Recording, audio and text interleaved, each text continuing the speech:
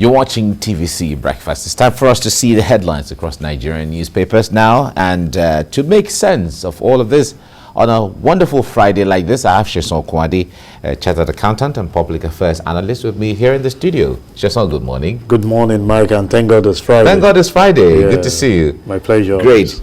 And kehinde-Nwandu, CEO CKN News, is also joining us via Zoom. Chris, good morning. Good morning, my good friend Mike. How are you this morning? Very fine. Everything is fine. Thank God it's Friday, like you always say. Thank God it's Friday. We are ready to cruise. All right. Now let's begin with first news this morning. First news says, I'll return as APC chair. Governor Buni boasts. All right, that's the headline on the front page of the first news. Says he's currently abroad on sick leave. Governor Bello's camp sneers. All right, that's first news there. Politics. Blueprint newspaper. APC crisis. Buni in leaked letter counters El Rufai, says, I handed over to Sani Bello. I'm not aware of the letter. Acting APC chair is saying this. And Sani Musa hails Niger governor, seeks support.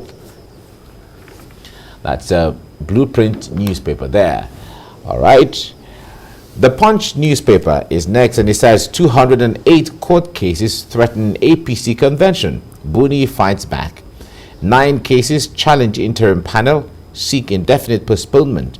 Buni, Yahoo Yahoo governors against APC's progress. Akeredolu, that's the governor of Ondo State, is saying this.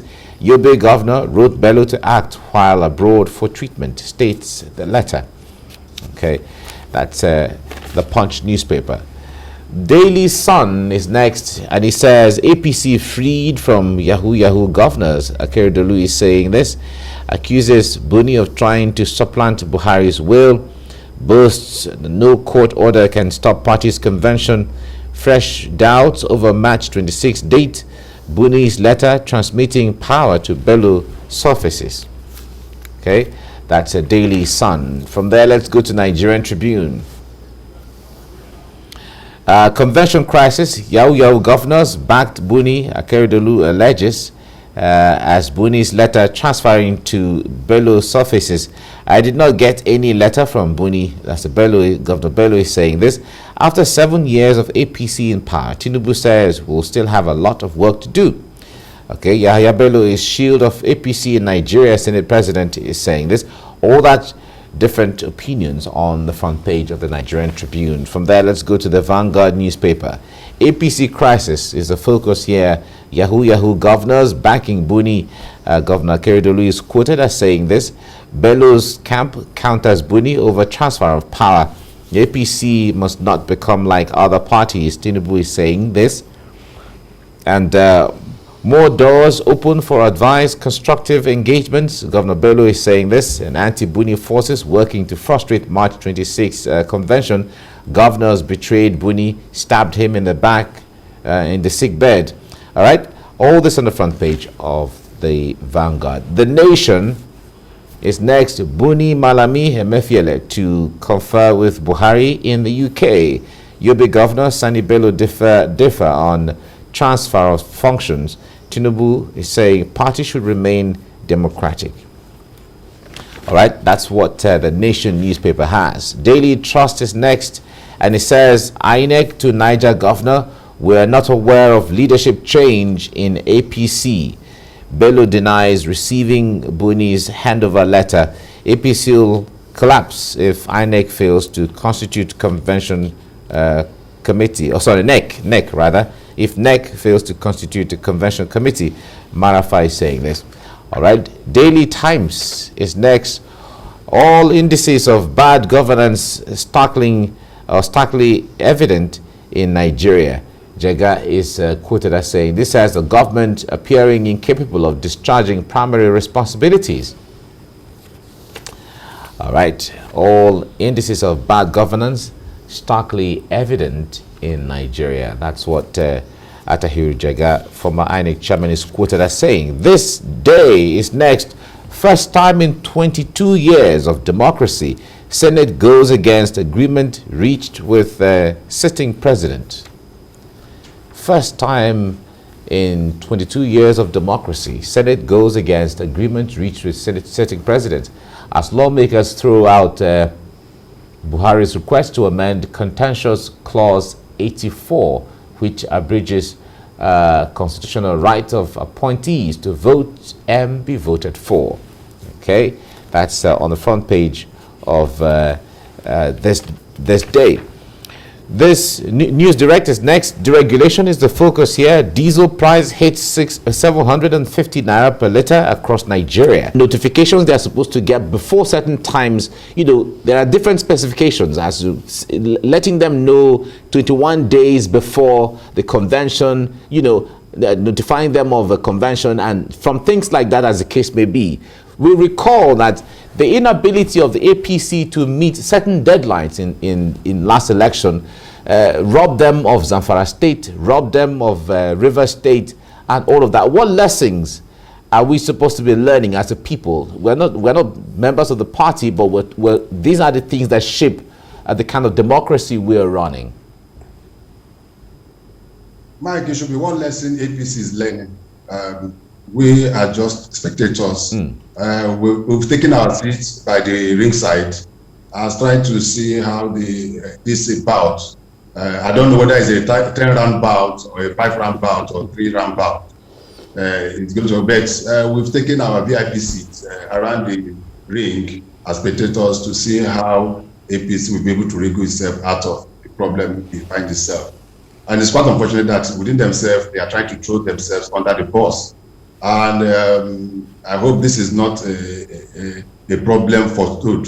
APC have been moving from one crisis to the other, just as Sesan said, with since its inception. Apart from the first chairman, national chairman, Chief Akeredolu, that had a relatively peaceful ride. The others that took over for him had the best of time putting that party together. And I agree with Sesan where he said that it's more personal interest, individual interest, rather than the general interest of the party. But let me put it this, my personal opinion is that I am definitely disappointed with the activities of the caretaker committee put together by the APC, led by Governor Buni, because the primary responsibility of putting that committee together was to put together a convention that will lead to the election of national officers of the party. And for going to 2 years now, he has not been able to do that. All he has been doing is trying to dribble his party and the rest of them. I heard somebody yesterday in the national, one of his supporters, to be specific, Senator Smart Adeyemi, reading out their activities and the achievement of Buni, the national TV station, and say all he has done. And I asked myself, what has he achieved? If the primary responsibility of putting that committee together is a convention that will usher in new national officers, we were not able to do that. So what we say you have achieved? And this convention has been, date has been given about 3 times, and he failed to get to that. Throughout his tenure, even let us look at it from the point that even the chairman of the state chairman of the political party of APC that were elected, we are never sworn in by this man. They were just sworn in by the interim chairman that came, the Governor Bello, just a few days ago. You put up a convention, postpone and not postpone, and at the end of it, arrive at another date of 26 March.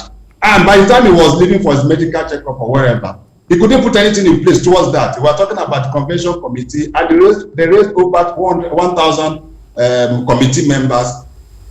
I think something has to give. And when you come to, I just laughed my head off when I saw the press statement issued by Governor Akeredolu yesterday, talking about the issue of Yahoo Yahoo governors address. That is just very ridiculous. I don't think he meant in the context of just what I'm just trying to say. Mike, you know that before Yahoo Yahoo, we used to have 419. No, of course. That Yahoo Yahoos are taking over. You remember? Yes. We get the context of the governor. One understands what he referred to anyway. But however, the issue there is, let me come back to the studio here. If you see the front page of Daily Times, former INEC chairman Professor Atahiru Jega is quoted as saying that all indices of bad governance starkly evident in Nigeria. And he says the government appearing incapable of discharging primary responsibility. Now, the essence of all of the politicking that we are doing, political parties are doing, permutating here, going there and traveling here, and all the intrigues and lobbying, is the essence is for good governance, or is for governance. Let me put it that way. And I wonder if you see things from the perspective of Professor Jega here. He was looking at the spectrum of Nigeria, how things are going generally. 100%, if not more than 100%. I think I will give it to Jega. Quite interesting that is the man that was at the helm of affair who brought in this administration. Like some of my friends will say, why is he now crying foul? At least you remember the Urubebe crisis during the rolling out of the result.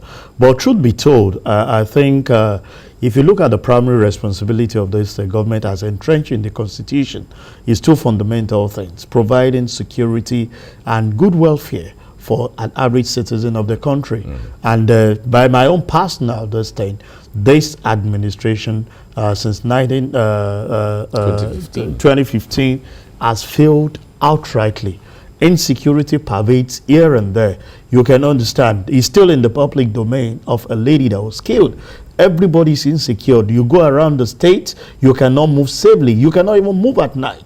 Gone are those days you can travel from Lagos to the eastern part at night. Some of us enjoy going night ride because you are sure that the weather will be cool and everything. You cannot even do that during the day. So at the federal level, at the state level, the primary responsibility regarding security is failure. You can look at the promise they gave to us about the issue of having refinery. I think at this point we should be celebrating with the crisis that Russia and Ukraine are having, because we have the raw materials that everyone, Ukraine and Russia, play major goal in this area of crude oil.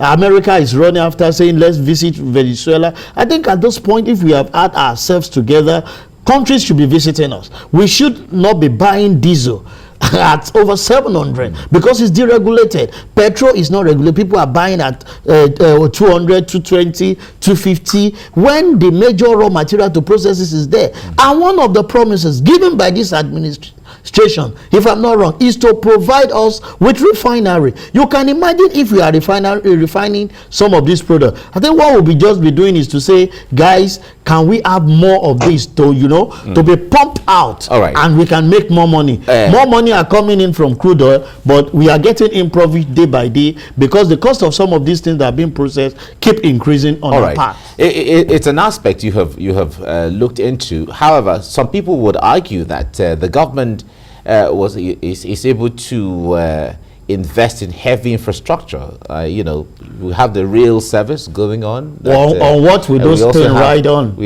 It's all right. Let me hear from CKN before we go. We're looking at the time right now. Just in 1 minute, what do you make of Professor Jega's statement where he's saying that there are indices of bad governance evident everywhere in the country? Yes, Atari Jega, Prof, is right on that and is spot on. But let me also quickly say that let me round up on the issue of the APC. And APC have a time frame to be able to do what they need to do, so that because the electoral body, INEC, has released timetable for that, and anything that they do that runs contrary to that, they're not going to meet the timeline, then APC is going to run into serious problem come 2023. So I hope they get their house together, get their convention ready, get their officer ready, so that they start planning for 2020. Then back to what Jega said, I totally agree with Professor Jega.